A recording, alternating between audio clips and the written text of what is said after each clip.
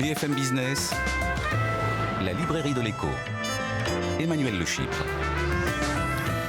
Bienvenue dans la librairie de l'écho, l'émission de BFM Business qui vous offre chaque semaine le meilleur de la littérature économique. Première émission de la saison en studio après notre rodage au MEDEF comme tous les ans. 10e saison de la librairie de l'écho. On entame, on est ravis de vous retrouver et évidemment, comme d'habitude, pas d'émission sur les livres sans auteur. Nous leur consacrerons la première partie de cette émission, puis vous retrouverez ensuite nos critiques attitrés, Jean-Marc Daniel, Christian Chavagneux pour leur coup de cœur et leur coup de gueule, Benaouda Abdelhaim, notre globetrotter et sa moisson d'études glanées dans le monde entier. Et aujourd'hui, notre bibliothécaire, ce sera Frédéric Simotel. On fêtera les 25 ans de Google. N'oubliez pas notre compte Twitter, notre page Facebook. On démarre tout de suite avec nos auteurs.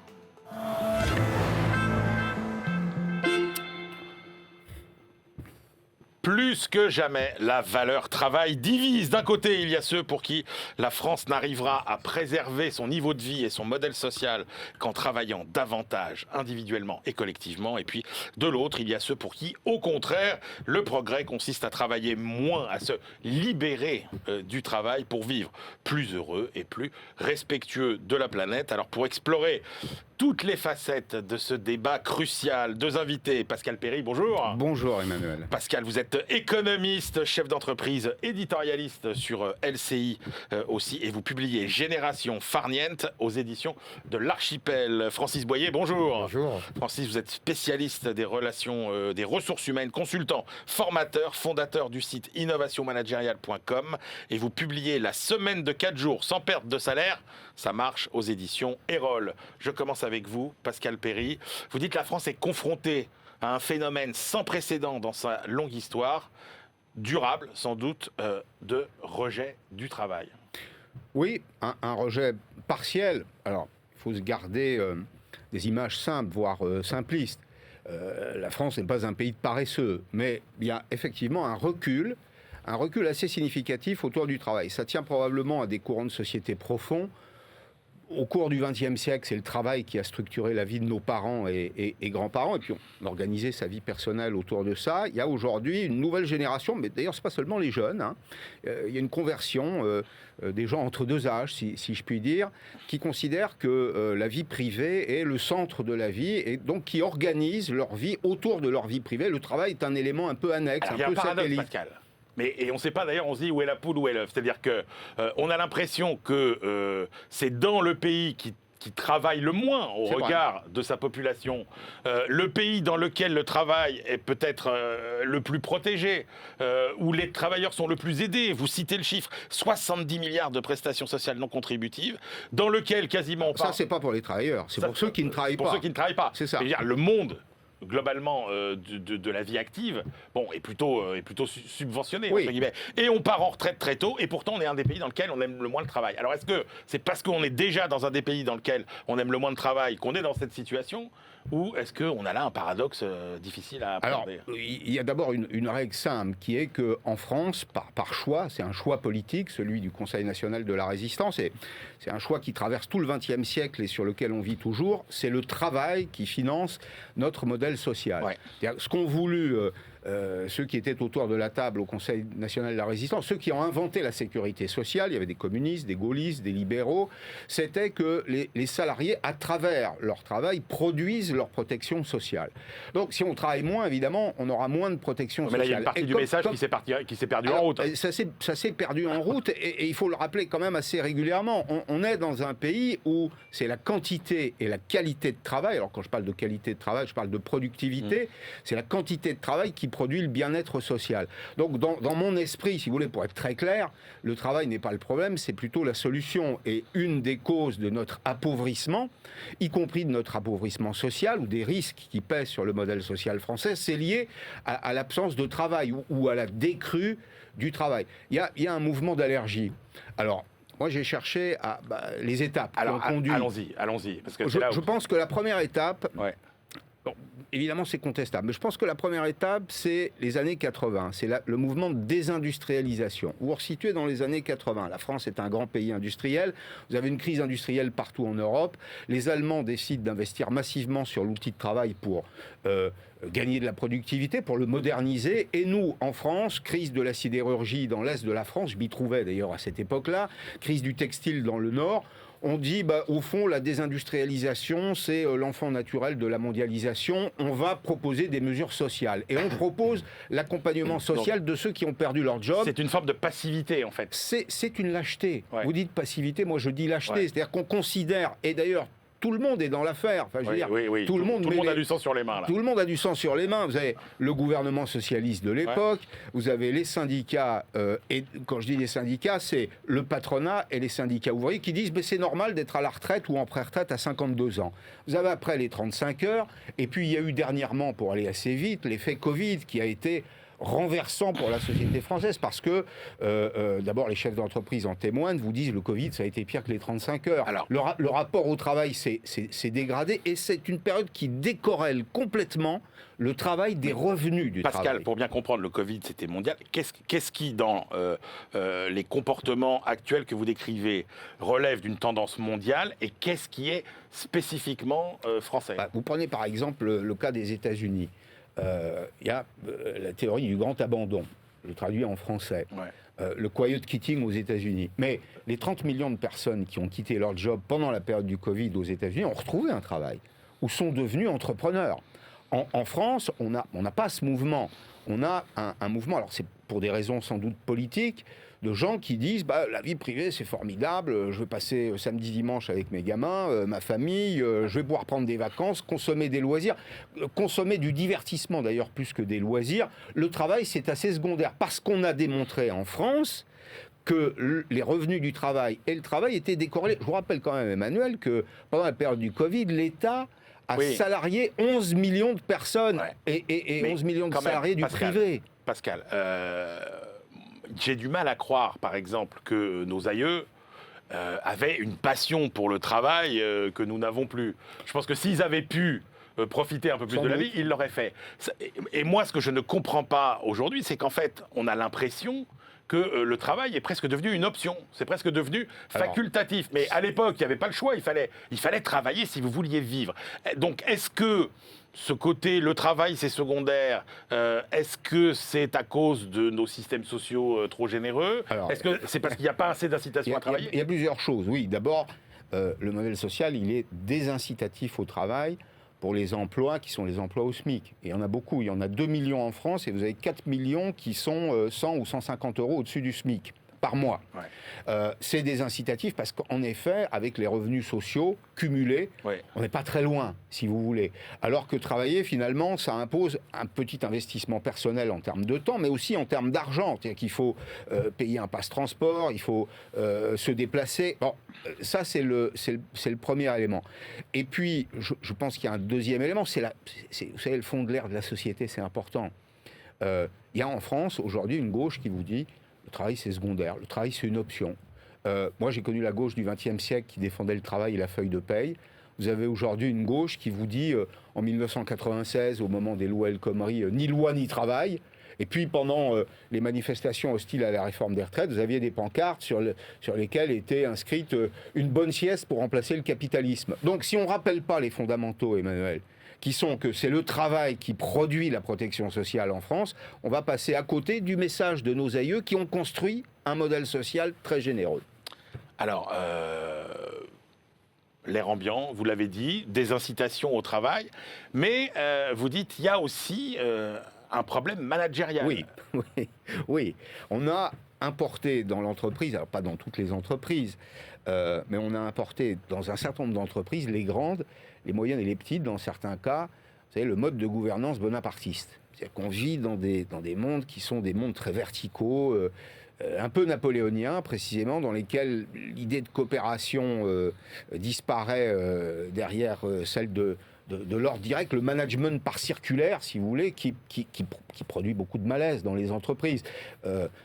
Mon camarade Laurent Capelletti, qui enseigne la gestion au CNAM, à modéliser ce que ça nous coûte, Ouais. ce qu'on appelle le mismanagement. Citez les chiffres, allez-y. Alors, c'est quelques milliards. Ce sont des milliards et des milliards d'euros. C'est-à-dire que c'est pas simplement epsilonesque, si vous voulez.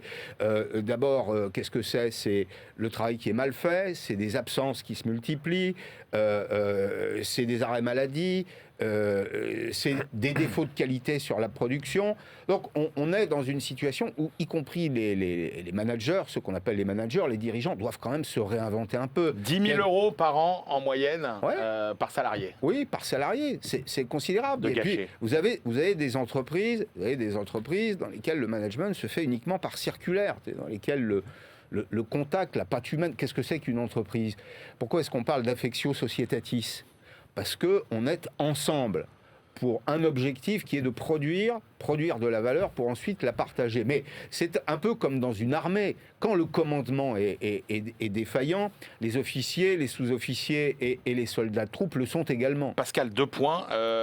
Parce que vous avez dit, finalement, il n'y a pas que les jeunes qui sont concernés par Non. ça. Donc, est-ce que le côté génération farniente, c'est pas une espèce de fantasme de quinquagénaire laborieux et courageux que vous êtes Est-ce que c'est vrai ? Est-ce qu'il y a vraiment un problème avec cette jeune génération ? Et puis, comment on sort de tout ça à l'heure où la révolution technologique, l'intelligence artificielle, va tout bouleverser ? Alors ça, c'est vrai que la révolution technologique, elle bouleverse les métiers. Enfin, moi, je dirais qu'elle change les tâches plus que les métiers. C'est que les métiers vont rester, leur centre de gravité va vraisemblablement se déplacer. Comment est-ce qu'on en sort, puisque c'est la question je pense d'abord qu'il faut repenser le management, en effet. Il faut repenser la logique d'entreprise. Peut-être aussi qu'il faut revoir la logique des salaires. Dans un certain nombre de métiers qui sont des métiers en tension, aujourd'hui, on a des jobs qui sont des emplois socialement utiles, qui sont mal considérés ou sous-considérés. La société doit faire un effort. Je pense à tous ces travaux sur lesquels il y a, tous ces métiers dans lesquels il y a des tensions, les métiers de l'hôtellerie. Enfin, c'est grosso modo, si vous voulez, l'économie du service. Puisqu'on a choisi une économie du service, une économie tournée sur les personnes, il faut les payer correctement. C'est-à-dire que si on veut que ces métiers soient attractifs, il faut évidemment les payer correctement. Et puis, il faut probablement poursuivre les réformes qui ont été engagées, qui encouragent le travail. Il est quand même étonnant que dans un pays qui veut absolument soutenir le travail, l'essentiel de l'effort fiscal et social pèse sur le travail, devrait peser, selon moi, sur la consommation. Alors, justement, on se dit comment on sort de tout ça, Francis Boyer. Alors vous, moi, ce que j'ai trouvé intéressant dans votre livre, c'est pour ça que je vous ai invité, c'est que vous incarnez une sorte de troisième voie, finalement, entre la voie du productivisme et la voie de l'oisiveté. Vous essayez de concilier les deux, finalement, avec cette semaine de 4 jours payés 5. Alors, expliquez-nous comment ça fonctionne. Oui, alors moi je pense que je vais continuer et peut-être apporter une des solutions par rapport aux propos de Pascal Perry que je cautionne totalement. L'idée c'est de trouver le bon équilibre. Et la semaine de 4 jours, me semble-t-il, d'après mes recherches, permet de trouver un équilibre qui aboutit à un espèce de contrat social qu'on pourrait qualifier de gagnant-gagnant, à condition qu'on respecte le principe du donnant-donnant.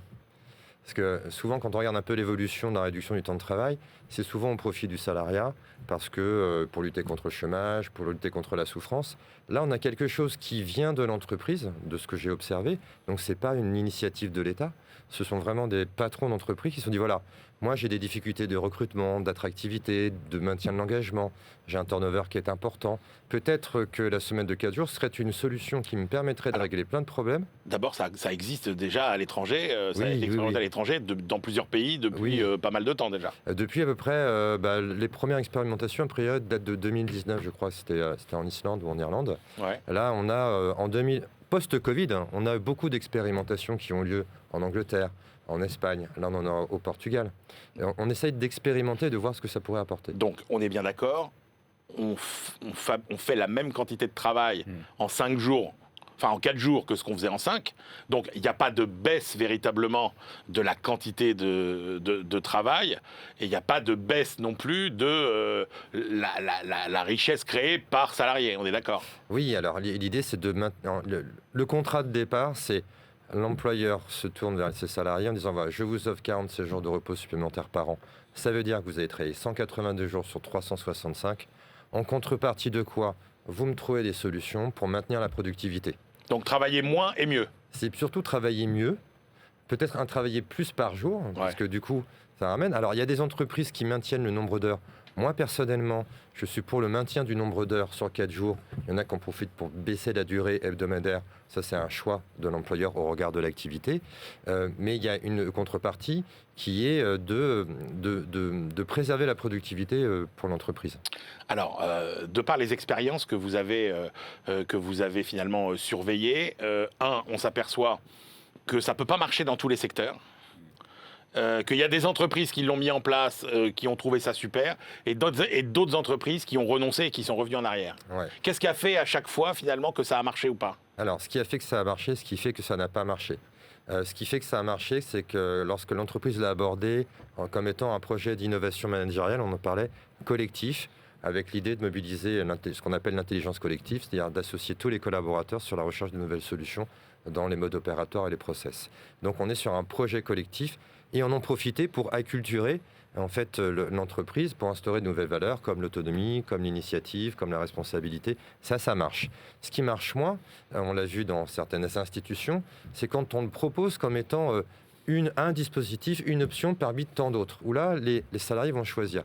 Il faut savoir que moi, ce que je pense, c'est que la semaine de 4 jours est une bonne réponse à une espèce une contre-mesure à ce que je peux percevoir comme étant une montée de l'individualisme. Ouais. L'individualisme, c'est primauté de l'individu, donc mes choix à moi par rapport au collectif. Parce que là, c'est un projet collectif et c'est la condition de succès, c'est vraiment que tout le monde s'y mette. Alors, pas forcément toute l'entreprise, mais au moins toute une unité, tout un service, tout un département, toute une direction. Parce que sinon, on va laisser chacun faire ses propres choix et ça va déstructurer en fait, les modes de fonctionnement de l'entreprise et ça, c'est pas possible. Qu'est-ce que disent les salariés ? Est-ce que par exemple le fait de travailler plus d'heures par jour, ils disent non, c'est fatigant, finalement, est-ce qu'au bout du compte, leur santé y gagne ou pas ? Alors, on a deux échos. Hein. On a des salariés qui disent, moi, travailler 1 heure et demie de plus par jour, c'est pas possible, je vais être trop stressé, je vais pas pouvoir aller chercher mes enfants à l'école, etc. Ça, c'est a priori. Et quand on est sur du a posteriori, les salariés vous disent, moi, je suis beaucoup moins stressé. Alors, pourquoi je suis beaucoup moins stressé ? On a quand même des chiffres qui nous disent que les salariés déclarent à 71% être moins fatigués, à 40% être moins stressés, tout simplement parce qu'ils en ont profité pour repenser le système et traiter des irritants. Et surtout, ce jour de repos, ces 47 jours de repos, sont des temps qu'ils consacrent en majorité, d'après certains retours, à des loisirs, du divertissement. Donc, ils se détendent et du coup, ils reviennent plus reposés. Et c'est d'ailleurs ce qu'avait constaté Henry Ford en 1926, quand il est passé à la semaine de 5 jours. Où là, ça avait créé beaucoup d'émoi au niveau du patronat américain. Le bilan en termes de productivité, globalement, il est bon ? Alors, on est sur des chiffres qui vont entre le maintien de la productivité jusqu'à 30 à 40% d'augmentation de la productivité sans embauche. D'accord. Je vais vous donner un exemple. Alors, comment on obtient ces 40 ? Microsoft au Japon nous dit j'ai augmenté de 40% ma productivité. Le principal poste que j'ai touché, ce sont les réunions. Parce qu'en fait, on passait 1 heure, 1h30 en réunion. Maintenant, on est à 30 minutes, grand max. Et donc, du coup, on a gagné 20% de productivité. Et là, on a gagné aussi, alors ça peut être de la productivité, mais en tout cas, on a réduit les coûts, c'est les consommations d'énergie. Parce que les gens sont moins là. Donc, on voit aussi que c'est un impact positif sur l'empreinte carbone, le fait de passer à 4 jours. Et ceux qui reviennent en arrière, ils reviennent en arrière pourquoi ? Alors, j'ai pas rencontré de personnes qui revenaient en arrière. Les seuls que j'ai entendus et que j'ai lus sont des personnes qui l'avaient, de mon point de vue, pris plutôt comme un effet de mode. Hein, c'est-à-dire qu'on fait du full télétravail à 4 jours. Bon, ça marche pas. Donc, par contre, pour pouvoir passer à la semaine de 4 jours, il y a des étapes. La première étape, c'est déjà de demander aux salariés si c'est un sujet pour eux. Si vous dites non, on n'en veut pas, c'est pas la peine d'y aller. Donc, et la deuxième étape consiste à aller explorer auprès de ceux qui l'ont déjà vécu comment ils s'y sont pris, de manière à pouvoir identifier ce qui est facile et difficile. Avec une troisième étape qui me semble importante, c'est l'expérimentation, c'est-à-dire aller vers les salariés en disant on va expérimenter. C'est pas du définitif. J'ai jamais rencontré une entreprise qui m'a dit au début j'ai annoncé la semaine de 4 jours comme étant définitive, tout simplement parce qu'on ne sait pas du tout ce que ça peut donner. On n'a pas de retour d'expérience dans tous les secteurs d'activité, on l'évoquait. Donc il faut vraiment y aller en disant est-ce que vous voulez y aller ? Si oui, on va se renseigner. Je vous fais confiance. Vous êtes les mieux placés pour savoir ce qui est bon pour vous. On va expérimenter. Et à l'issue de tout ça, on fait un bilan. et on voit si on maintient ou pas. Mais en fait, le véritable enjeu, et Pascal, vous nous direz ce que vous en pensez aussi, mais c'est un changement de l'organisation du travail, mais c'est aussi un bouleversement qui répond aussi au changement de la place du travail dans nos vies. Pour rejoindre complètement ce que dit Pascal, je veux dire, moi j'utilise les mêmes arguments. Il suffit de regarder un certain nombre de sondages. Mais il y a 2 sondages qui m'intéressent. De l'Ipsos, il y en a un qui dit est-ce que vous préférez plutôt gagner de l'argent ou avoir du temps libre ? On est en 2008, 68% disent de l'argent. Ouais. On est en 2022, 62% disent du temps libre. Donc ça, c'est déjà un premier indice.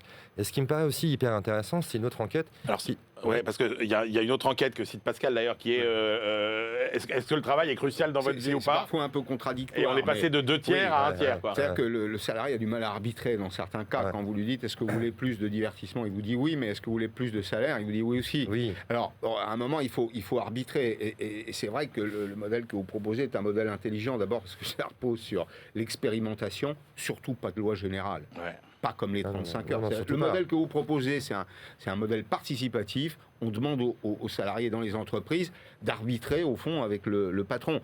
L'intelligence, je veux dire, la bonne ingénierie sociale dans les entreprises, c'est ça, aujourd'hui. C'est le pragmatisme, c'est sortir des idéologies. Francis Boyer, vous aviez donc le partage argent en temps libre, voilà, et la deuxième enquête. Et le deuxième, c'est le rapport contribution-attribution. C'est-à-dire qu'en 1993, on demande aux salariés est-ce que vous considérez que, en fait, ce que vous apportez, votre contribution, vous avez une rétribution qui vous semble convenable. Ouais. En 1993, 50% des sondés disent oui, on est dans le bon équilibre. En 2022, on pose la même question. Il y a à peu près 60 personnes des salariés qui disent non, je trouve que ma rétribution n'est pas proportionnelle à ma contribution. C'est pour ça que la semaine de 4 jours peut être proposée comme étant une mesure qui permet de trouver un meilleur équilibre, qui se veut plus juste, ce qui n'était pas le cas avec le télétravail. Parce qu'avec le télétravail, il y a que 20% des gens qui télétravaillaient, donc c'était injuste.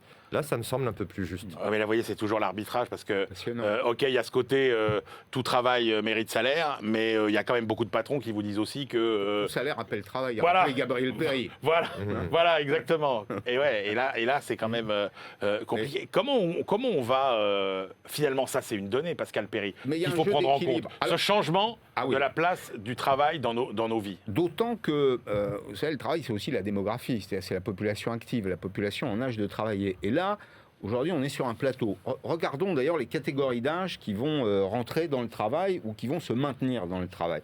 Le rapport de force est complètement inversé. Pendant très longtemps, c'est le patron qui décidait, il vous recevait, il vous disait, voilà, c'est tel job à tel prix. Aujourd'hui, pour répondre à la question que vous posiez tout à l'heure et en écho à ce que vous dites, c'est des candidats qui arrivent devant un recruteur et qui c'est le recruteur qui passe un entretien c'est le recruteur qui passe l'entretien. Moi, je veux savoir si mon travail est socialement utile, je veux savoir quel sera son contenu, je veux savoir quelle est la politique de l'entreprise. Et vous avez aujourd'hui des candidats à l'emploi qui arbitrent, c'est plus l'inverse. Donc, ce que vous proposez là, c'est absolument central. C'est un élément de conviction qui peut permettre de réconcilier une partie des jeunes, notamment, pas seulement, avec le boulot. Francis Boyer, alors c'est intéressant parce que tous les deux, dans vos livres respectifs, vous avez un chapitre sur l'évolution de la durée du travail dans l'histoire. Ouais. Alors, Francis Boyer, vous dites 12 heures de travail par jour en 1906. En moyenne. En moyenne, oui. Avec évidemment quasiment pas de congé. Aucun congé. Est-ce qu'il y a une limite, est-ce qu'il y a un plancher à la quantité de travail, ou est-ce qu'on va structurellement continuer à travailler de moins en moins? Aujourd'hui, on a un code du travail qui limite, qui fait que, par exemple, on ne peut pas passer à 3 jours, parce qu'on a l'obligation d'avoir 11 heures de repos entre 2 journées. Oui. Ouais. Donc ça veut dire que là, on peut... Pour moi, 4 jours, c'est le minimum. Je sais que certains font des petites boutades en disant « pourquoi pas 3 jours, 2 jours, 1 journée ?» Mais il faut juste réfléchir sur pourquoi on travaille. Comme vous l'avez évoqué, avant, on travaillait pour se nourrir et pour survivre.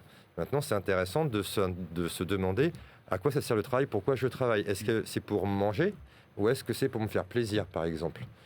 Ou pour rendre le monde meilleur? C'est des vrais sujets de société, en fait. Merci beaucoup à tous les deux. Je rappelle vos 2 livres. Donc Pascal Perry, Génération Farniente. Pourquoi tant de Français ont perdu le goût du travail? C'est aux éditions de l'Archipel. Et puis Francis Boyer, avec la collaboration de Thomas Laboret, La semaine de 4 jours, sans perte de salaire. Ça marche et c'est aux éditions Erol. On se retrouve tout de suite pour la deuxième partie de cette librairie de l'écho.